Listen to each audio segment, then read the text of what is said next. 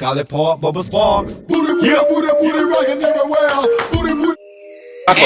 Short. Hey, I don't know what to do. YouTube is Desi and I'm back with another video, you guys, and I'm basically going to talk to you guys about how much does a remote medical assistant make, how to pretty much find a job as a remote medical assistant, and pretty much how is it like in the daily life of the medical assistant doing it remote. So far there got me on day 3 as far as for continuing with orientation. You know, I was doing it all last week, but this is a different department with training. I'm getting a lot more in depth as far as for, you know, the importance as far as for like timekeeping. It's something called phishing, where we're knowing as far as for scams and stuff to look out for. Alright, so YouTube, on this tab, they kind of help us out by giving us the most common medications abbreviations. As you guys can see right here, it's pretty much what you'll be seeing on the pill bottle most of the time. So this is kind of like a layout to kind of help us out as far as for that part, which I really absolutely love. And then, of course, you know, just getting into the basics.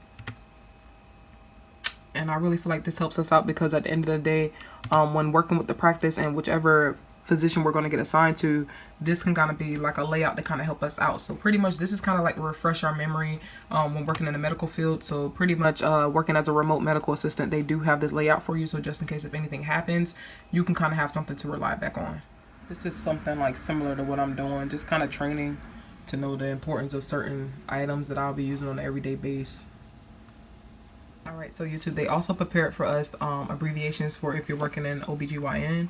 So like I said, since they partner you up with different, you know, practice and whatnot, this is kind of like, you know, the different abbreviations that they'll be using. And since we'll be charting the chart quite often, we have to make sure that we know, you know, the majority of these. And we get tested on this as well too. So I actually think this is really pretty cool. Here are some examples of what some of the questions look like, and I just kind of fill in the answer, but it's open book, so you can kind of just kind of like refer over here as far as for what to do. But I feel like this can really help out because, say for instance, if you're looking to pass your medical assistant test or something like that, this is pretty much how your questions are going to look. The scenario question is going to say something like what number 10 says. I have a medication that reads 1 tab POTID. How is this medication taken? It'll be 1 tab by mouth 3 times a day, because when you see TID, that means 3 times a day.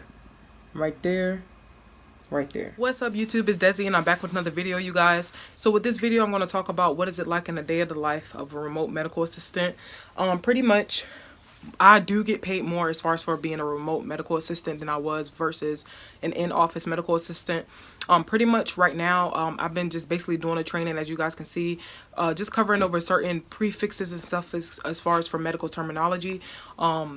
I will be able to do a little bit more in-depth training as far as for which hospital I'll be working with, so I can kind of show you guys as far as for what that'll be like. But I don't want to go too much in depth because you can't really go too much in depth on that when working for the company. So I just kind of like got to sum everything up for you guys. This looks crazy, so I'm gonna take this off.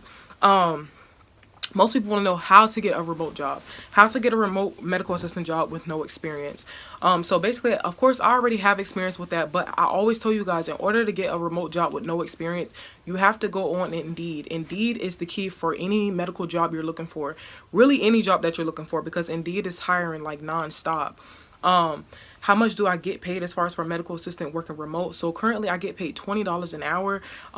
Pretty much this is almost every week that I'm getting paid. But however, the company that I'm working for is like a contract company. So basically all the way up to December, I'll be getting paid weekly. I'll start getting paid every 2 weeks on the following of January of 2022. So basically that's really good. When I was working as a pain management medical assistant, I was only getting about $16 an hour. So that really wasn't as much, but however, it was something to kind of get by. Good things that I like about this job is that my benefits kick in within 90 days. So I'm really proud about that. I actually have a trip coming up in July, and they were able to work out with me with that, because most companies, they'll usually tell you you have to wait within 90 days to go ahead and start with your PTO and stuff like that. So I definitely feel like that's great. things that I'm looking forward to as far as for this job. One, you get to work with different hospitals, and you get to work with different providers. When I was working with pain management medical assistant, I was only working with one provider, so I definitely feel like that's something different. The thing about it with working with the different providers online, basically we're entering everything into the electronic healthcare records. So like I said, EMR, EHR is pretty much something that's going to take you a long way when being in the medical assistant field.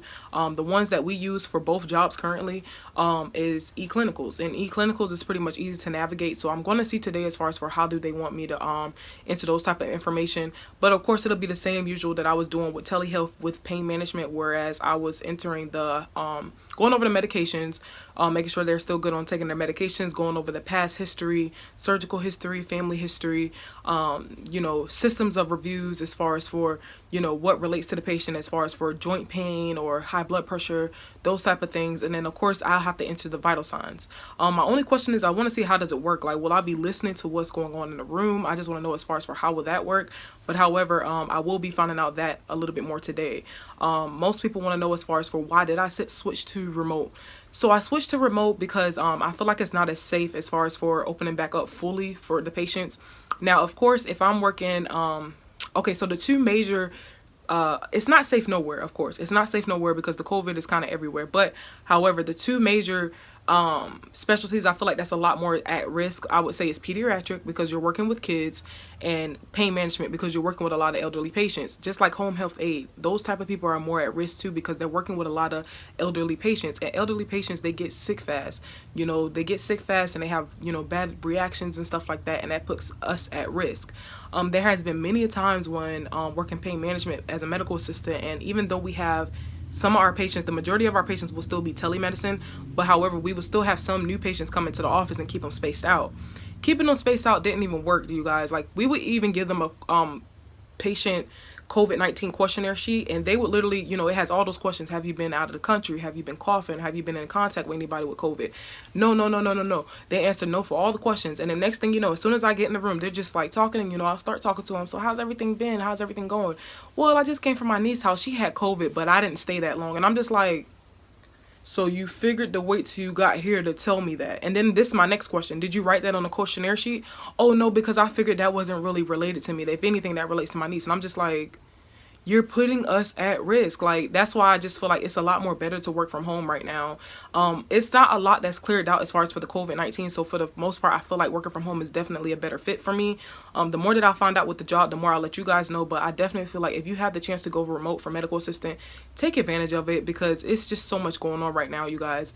Any questions, comments, or concern, leave it down in the description box below. I'll make sure I leave other videos for you guys to access to, and make sure y'all all have a good one. Stay safe and peace.